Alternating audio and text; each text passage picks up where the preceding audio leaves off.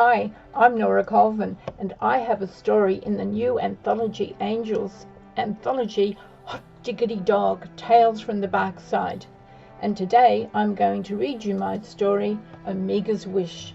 I hope you enjoy it.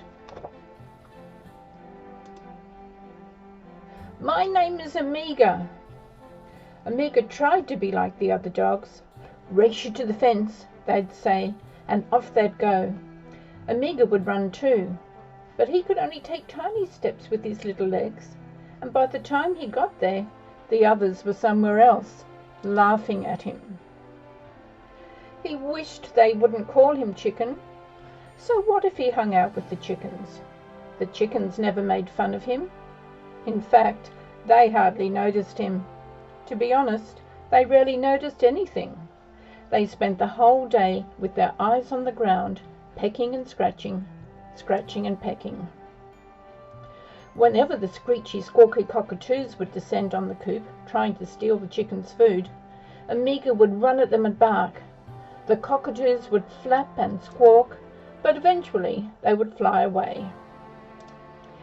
The chickens never noticed, but sometimes Farmer Josie said, "Good dog, you keep those nasty cockatoo thieves away." One day, the other dogs were jumping about, yapping with excitement. "What's happening?" Amiga asked. "It's open day soon," said Bella. "Humans are coming to choose their special friend. Farmer Josie said I'll get picked because I'm so beautiful." "I'm the strongest," said Titan, flexing his muscles. "I'm the fastest," said Brutus, zooming to the fence and back. "And I am the coolest," said Samson, "as well as the bravest." "What am I?" asked Amiga. "You?" Samson laughed. "You're a chicken." "Buck, buck, buck, buck, buck!" the other dogs chorused and rolled about laughing.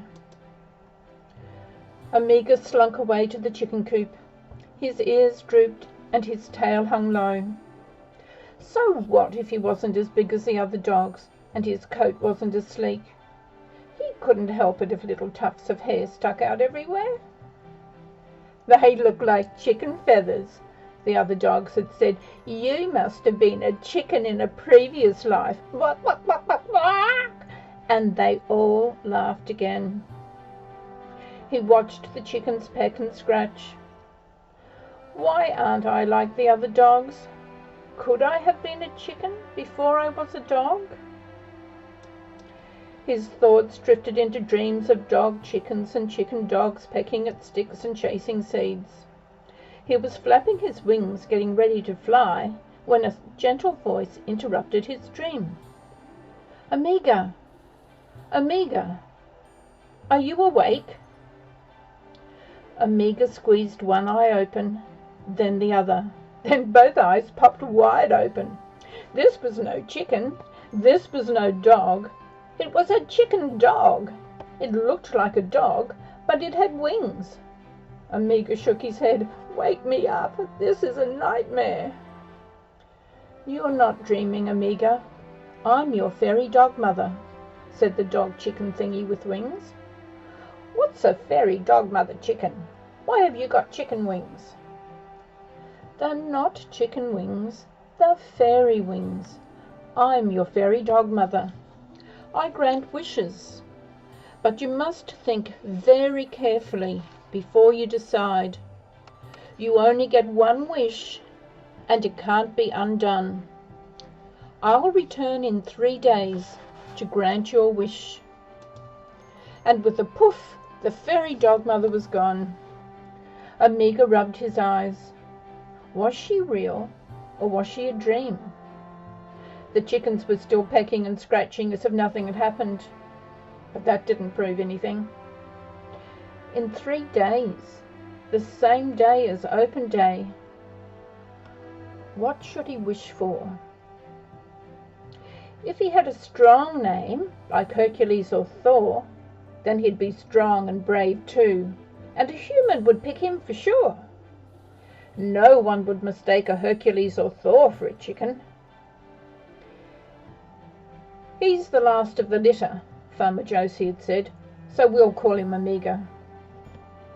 Amiga sighed. He wished he didn't have to be last all the time.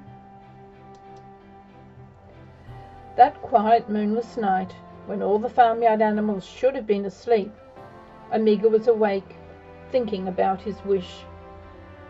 He padded over to the chicken coop, back to where his fairy dog mother had appeared, hoping for inspiration. But it wasn't inspiration he got. A silent trespasser snuck along the fence, hoping for a free chicken dinner. Scratch, scritch, scrape. The furry red intruder found a hole and stretched it just enough to squeeze through and grab a chicken. But yap, snip, yap! Those fluffy tufts weren't chicken feathers, and those sharp teeth definitely weren't chicken teeth. Yikes! The foxy bandit yelped in pain and surprise. Farmer Josie woke up with the commotion and came running with shirt tails flapping. But the would-be thief scarpered back under the fence and disappeared as quick as a flick of its bushy tail. "Good dog," said Farmer Josie. Amiga smiled. He settled down to dream while the chickens, who hadn't heard a thing, slept on. All the next day, when the other dogs were prancing and preening, boasting and bragging, preparing for open day, Amiga still hadn't decided what to wish for. The other dogs were too concerned about themselves to think about him. And the chickens, of course, they were no help. They cared for nothing, as long as there were seeds to peck and earth to scratch. Suddenly, a great hullabaloo erupted at the gate. Amiga ran to investigate. Bella was distraught. Her medal had fallen off her chain and rolled under the gate. No human would choose her if she didn't have a medal, she was sure of that. Titan, Brutus and Samson ran backwards and forwards, barking and yapping, as if that would make the medal roll back by itself. Before they could prick their ears, Amiga squeezed under the gate, rescued Bella's medal, and returned it to her. "Why, thank you, Amiga," said Bella. The other dogs were gobsmacked. Amiga smiled. Perhaps he should wish for a medal like Bella's. Then he'd get a special friend too, and he'd never be left out or laughed at again. The following day, the other dogs decided to take it easy. They didn't want anything else to go wrong before open day.